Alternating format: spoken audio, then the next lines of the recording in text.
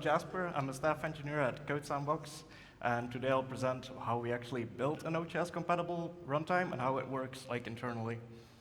So what do we actually need for a Node.js-compatible runtime? We need HTTP and WebSockets, file system, the module system of Node.js, NPM modules, and there's also the TTY and child processes.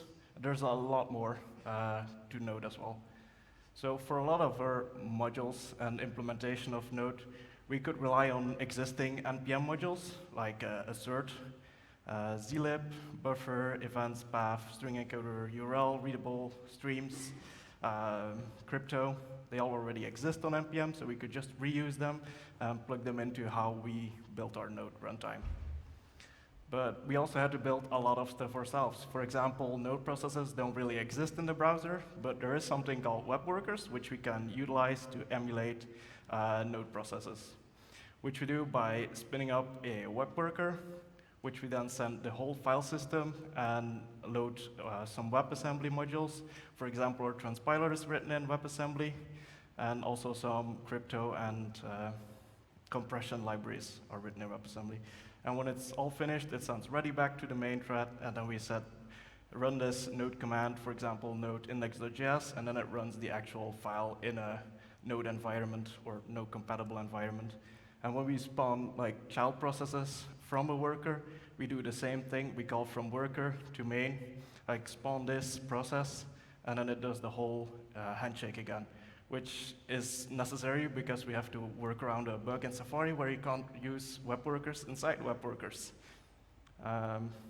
So to actually run the module, we had to implement Node's module system, which is a bit more complicated than I'm showing on this slide. There's resolution, there's caching, there's ES modules, there's a bunch more stuff. But here is just a simple example how we could evaluate this module. So we have the module global, then the require and global this.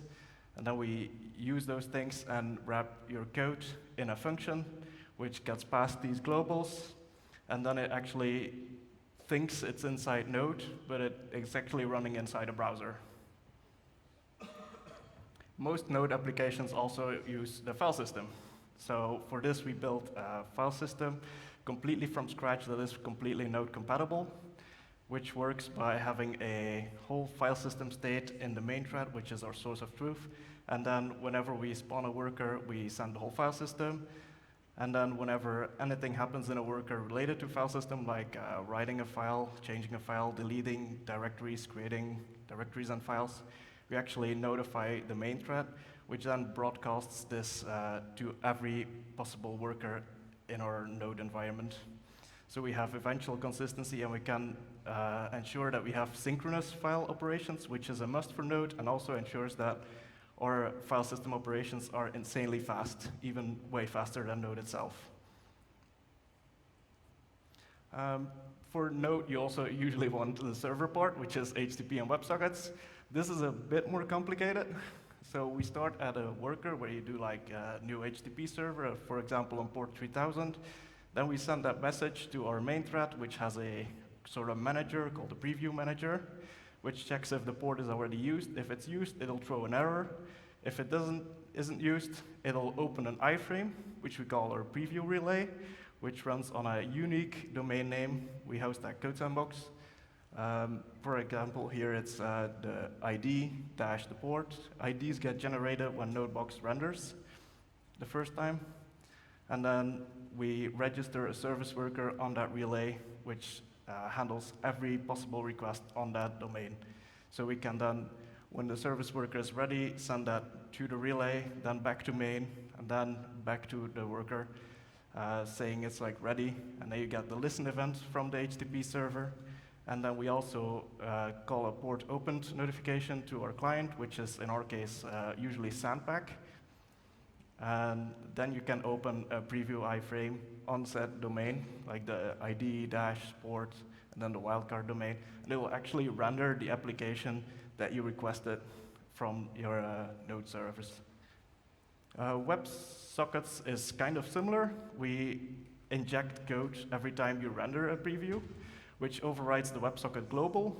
And whatever you do in WebSockets gets gets sent straight through your relay, then to the service worker, and the service worker back to main, and from main back to your worker.